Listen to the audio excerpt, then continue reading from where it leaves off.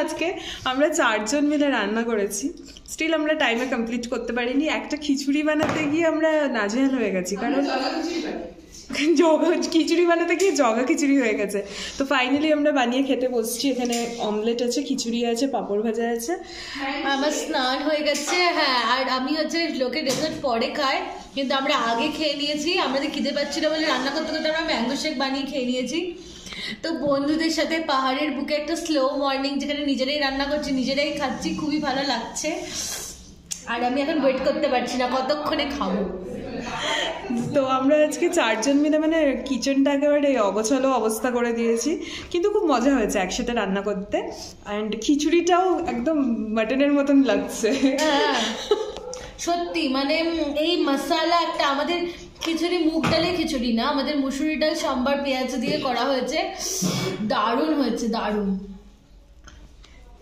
কিরে ধরিত্রী, কেমন হয়েছে বলো না? খুব ভালো হয়েছে। স্লগ কোথায় রে?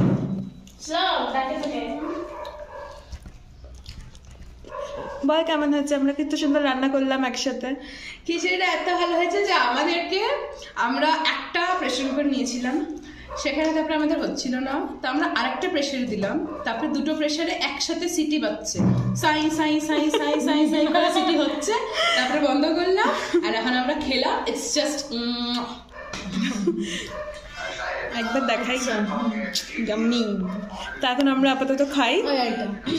শুভম দা, আমি যেটা বলতে চাই, শুভম দাকে হচ্ছে লাঞ্চে এসছে, লাঞ্চ ব্রেকে। এবার শুভম দাকে আমরা খিচুড়ি যখন সার্ভ করে দিয়েছি, তখন সত্যি আমাদের রান্নাঘরে জগা খিচুড়ি অবস্থা, সেদ্ধ হচ্ছে না। তো শুভম দাকে বলেছি, আমরা আজকে সবাই মিলে 4 জনে মিলে ভালোবাসা দিয়ে আদর দিয়ে বানালাম, কেমন খেলে? বলে সব দিয়ে বানিয়েছিস, ভালো হচ্ছে, একটা জলের অভাব হয়ে গেছে।